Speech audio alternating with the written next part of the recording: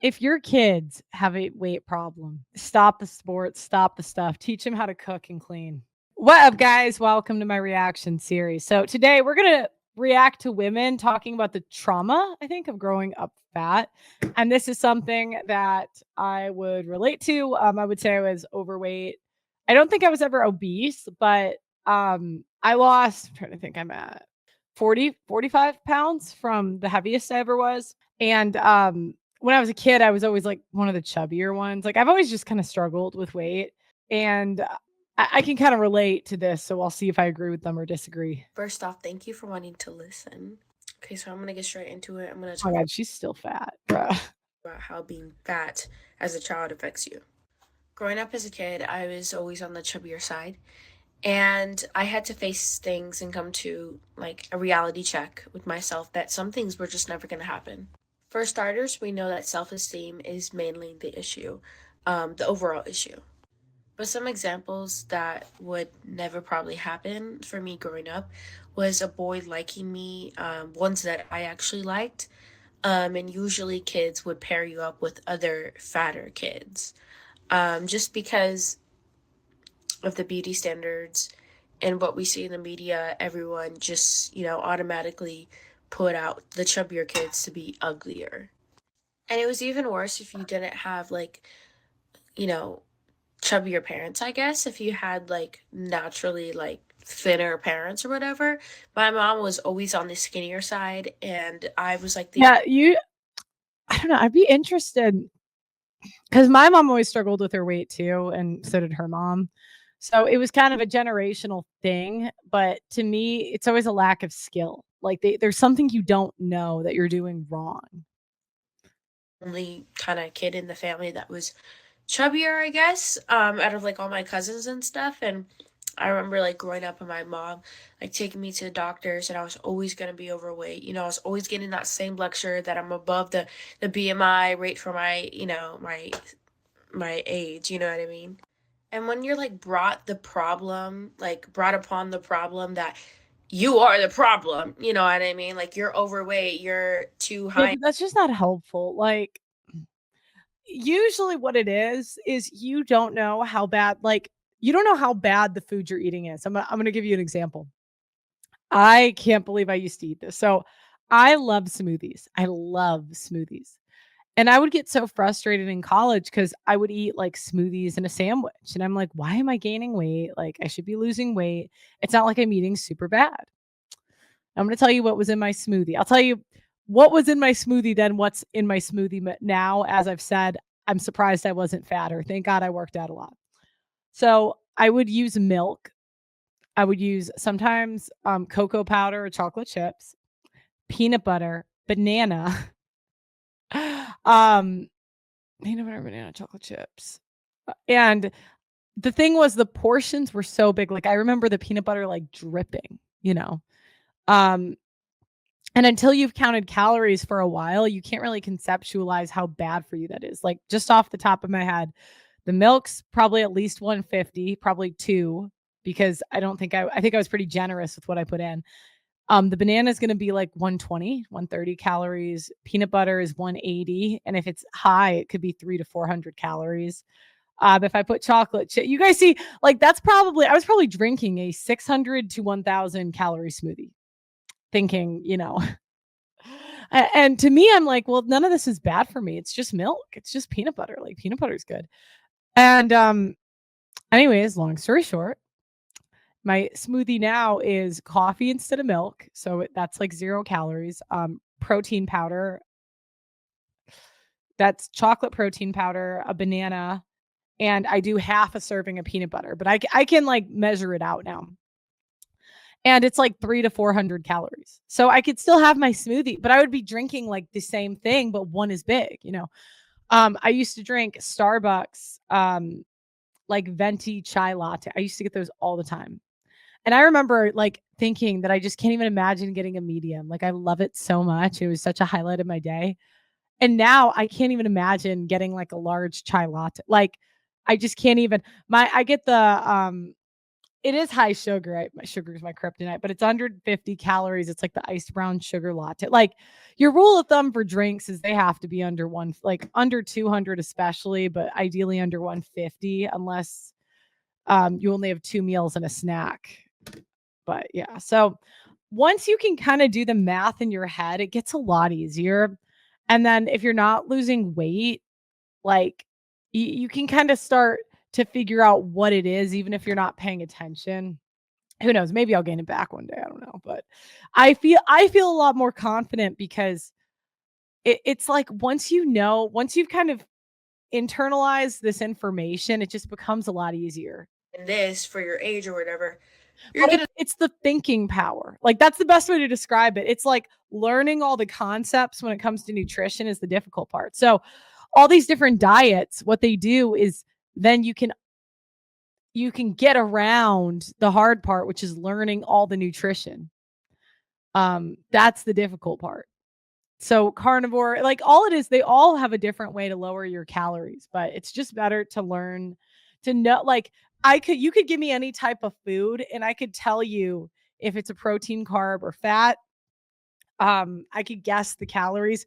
Now, I'm not saying it's perfect, but I'm much better than I used to be. start looking at your body like you're disgusting, at a very young age, and that's not healthy. You know what I mean? Because you're going to be obsessing about how you look, how much you weigh, what you're eating, and as a kid, you don't want to do that. Like imagine going to a birthday party and your mom says you can't have any birthday cake because you're on a diet. And Yeah, and that like not eating, like you don't ever want to be crazy about it. Like you can't ever eat the cake or whatever.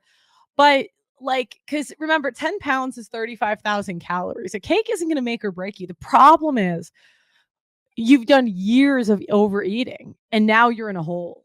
And now you got to like, there's a period when you're losing, you have to be so strict. You want to kill yourself. At least with the caloric deficit. But then once you get like the cut for me anyways, the cutting was the hardest. I hate cutting. I hate cutting. Oh my god, but people are like, "Oh, I could just starve myself for 3 weeks and lose 10 pounds in a month." I'm like, "Fuck you." you have to watch all the other kids. It's not fair because it's not like we asked to be born this way. And at the end of the day, we're the ones that gets teased for it. Um, Yeah, but I think after 13, I can remember consciously like thinking about food when I was like 12 or 13. So around there, that's when your conscience and like you're kind of getting into adulthood. Yeah, after that, it's your own fault. Like I had put it off for years. I put off nutrition. I tried all these stupid ways. I like tried to work out a lot. I tried carnivore. I've tried probably every diet just to do what I should have did in the first place, which is count calories. You got to. I know I keep saying we, but like this was me. You know what I mean? It's not just the kids around you, it's your family, it's your parents, it's the media, it's the doctors. It's just the whole health system. It just doesn't provide enough support. There needs to be a healthier way of approaching, overweight kids and teaching them to love their bodies instead of a number and learning about portion control rather than what specific foods to eat. A lot of kids overweight. Like if I was to do a class, I like one of the lectures would be you need to go scoop food at a buffet and guess the calories. Like how good of a skill would that be if you bring out food every day and you have them make their plates and they have to pick and choose how much like food it is and then after you have to say like okay, it's this many calories about and obviously it's not going to be perfect, but if the kids can get to the point where they can ballpark the calories, that's just once you can do it in your head, it's just so much easier. And you're not looking up everything. It's just God. God, you have to if anyone wants to lose weight, you have to get through that. Kids I know have eating disorders, whether it be not eating or eating a lot. And me personally, I just didn't know when to stop eating. And I think it's not just a problem with overweight or underweight kids. It's a problem with everyone. I feel like everyone has a different relationship to food, and food needs to be prioritized in schools, not just like talking about healthy foods to eat, but what's a healthy food relationship and what there is to learn, basically. First off, thank you for wanting to listen. Okay, so I'm gonna get straight into it. I'm gonna Okay. So All right, now we got another girl. It looks like this girl lost most of the weight. Guys, sometimes I really wonder where I would be in life if I didn't grow up morbidly obese. A lot of times in school, I was always afraid to be myself or do things I actually like She's probably at like 22 to 27 or 6% body fat. Probably closer to 25 to 27, or make I'm friends. guessing. But high Even muscle mass. when I was younger, I remember like playing Polly Pockets with my neighbor and pretending I didn't like them because I was so uncomfortable that this little doll looked pretty and skinny and I just wasn't. And then as I got older, I would not audition for the school play or I would not Yeah, it affects you in a lot of ways. Like, I don't know, for me, there would just be situations I would avoid. Like, I never wanted to go to the beach ever because I was just so insecure about my stomach. I hated the way it looked. I never wanted to go to the beach. sign up for choir class, all I'm kind because of pale anyway, so meh, but I felt these things weren't for people who looked like me, or not even that. I just felt uncomfortable doing it. And I always think, like, wow, I wish I would have played more sports in high school. Like, why did my mom never put me in sports classes? But she did. When I was a kid, she put me in dance class, soccer, baseball. Like, I played all it's not the athletics isn't the problem. It's eating. Like, I'm telling you, if anything, I found that playing sports made it worse because you get these, like, if you don't eat enough before practice, you get so hungry and then you overeat after. Like, I don't know. For me, I can only speak from my experience. I lost the most weight when I stopped working out altogether because I was like, I know how to work out, but I need to put some time into learning like this nutrition stuff and like being able to do the stuff I've been talking about, like knowing how to cook, like because it's like a few skills you're missing. It's like the skill of cleaning up while you cook because a lot of times you don't want to cook because like it's so messy. Um, the skill of not overeating, the skill of high protein. Like there's so many skills that like you just have to learn. the sports. I just never stuck with them because, I was chunky then I just got fatter and I got lazier and I got insecure and I never wanted to do anything. I'm 27 now and I'm just finishing college and I even feel like I didn't even want to go to school when I was a fat I would recommend if you're a girl and you struggle with weight, talk to your parents, right? Like if you don't have certain life skills, if you have the option to stay home for a year after college, it's kind of annoying because all your friends are going to be at school and they're going to be having so much fun. But what you can do is you stay home for a year and like I don't want to say don't work, but do a really low stress job, maybe one at a gym or like something fitness related. And what I would do is I would dedicate that year to learning how to cook and eat really healthy and weigh and measure all your food and treat that like your full-time job.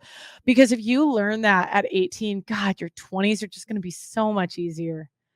Like it's I'm telling you, I always was so envious of the girls that just naturally like stopped eating and like were healthy.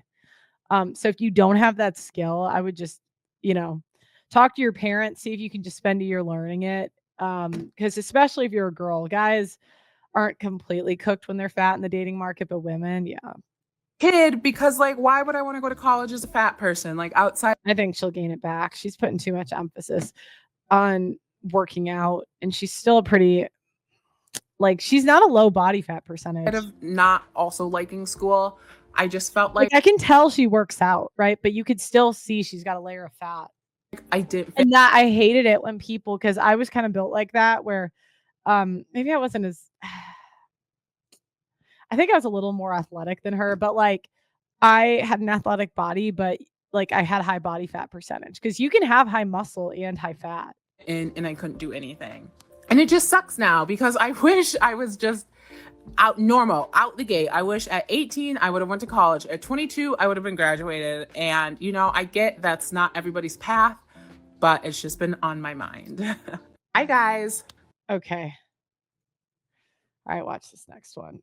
Someone would have told me how hard it was going to be growing up the fat kid, especially in the 80s and 90s. Like the childhood obesity rate was like 7%. Kids were brave if they hung out with you in grade school. You definitely knew you were the odd one out right away.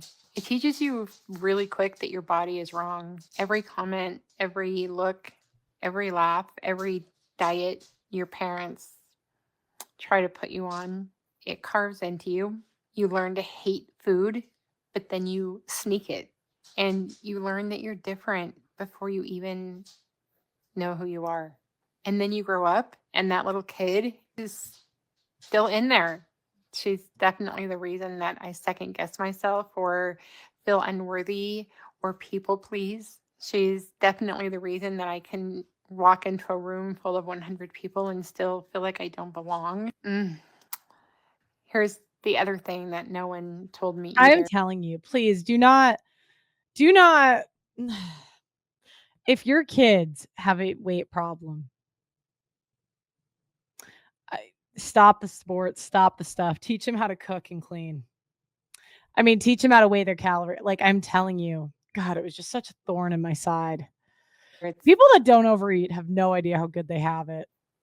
the reason why I'm resilient as hell, why I know a few things about grit, about survival, about reinvention that nobody else seems to get. So I guess growing up with the fat kid was very hard, but I could be wrong. But I think it gave me a layer of depth.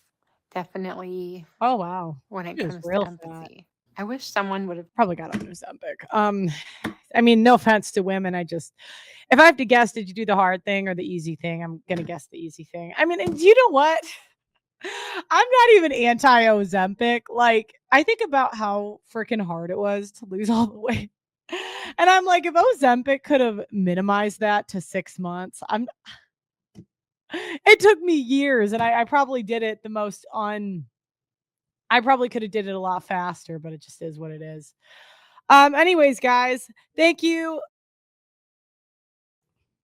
Sorry, I clicked mute. Anyways, guys, thank you so much for watching. I really appreciate you guys. If you want, go to theaudacitynetwork.com in case they kick me off, because I just would not be shocked if I'm not on here much longer. So like the video, subscribe, and I'll see you next time.